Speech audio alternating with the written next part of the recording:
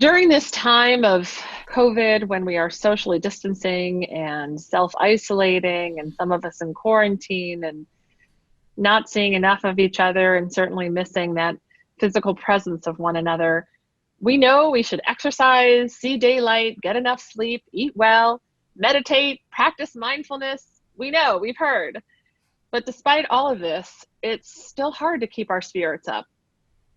This is the time of spring. Symbols of birth and hope are all around us, literally every day emerging. Change is happening, it's in the air. But many of us aren't really feeling it. Looking at the buds, we feel a strange disconnect.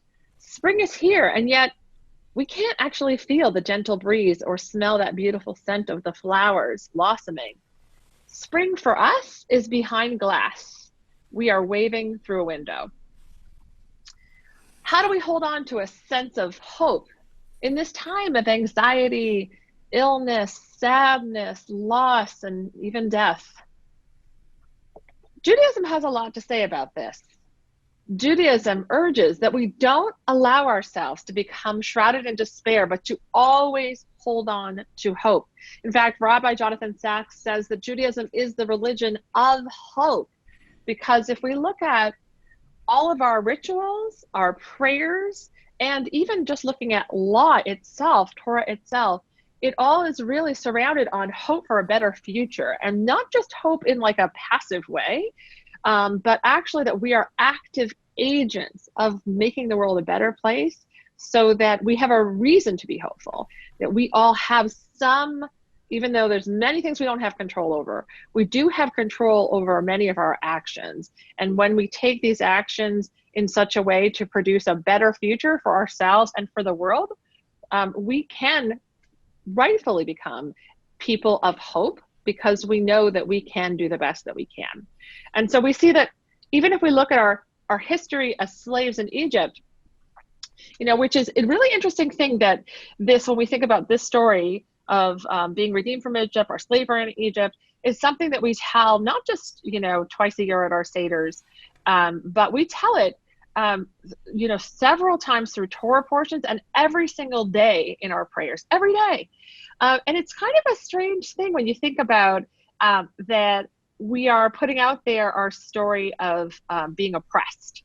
And really hanging on to that in a way. But it's really, and why would, like, when people do that, you'd want to come out and say, no, these are all the glorious things that we've done. But instead we put out there, this is something we've been through. And I think in that is such an important teaching, and it's really wise, because one, as the rabbis teach us, it really helps us to be in touch with our sense of compassion, that wherever we are in our lives, if we are really high and mighty and feeling like we're on top of the world, that we too once were really not there and could easily be back there again, as we see too well these days.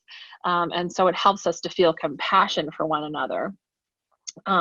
But also, it really gives us a sense of hope. Look what we've come through. This is an incredible story of the possibility, of the potential for freedom, of the potential for a better time, that it's always there. That potential is there. So, it's so important that, one of our most famous sages, Rashi, asks, why doesn't the Torah begin with the story of Exodus, when that's really the story in many ways of, like, the birth of the Jewish people and who we are today. I want to say that also, when we look at our history as giving us a sense that bad times can pass, it also helps us to build resilience. And Judaism works in many different ways to help us develop resilience. And one of those things is this idea of, and I've said this before, of really turning towards gratitude, even in the most difficult times.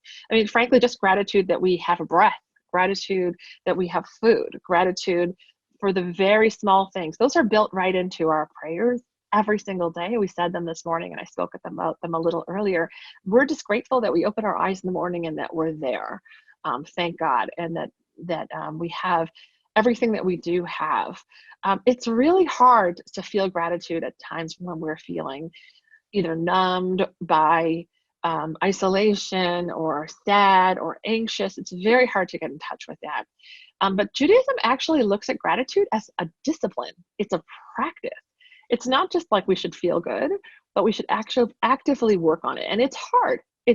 Sometimes it's easier than others. During these times, for some of us, it might be really hard.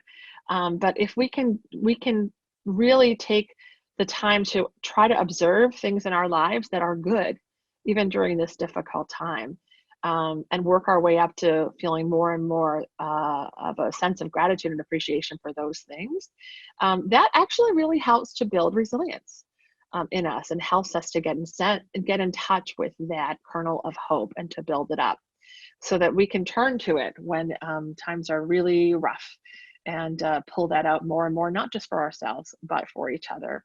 And so it's healing for us, but it's also really actually healing for the world. This is Tikkun Olam. This is one way of Tikkun Olam, is to build your resilience, build your hope.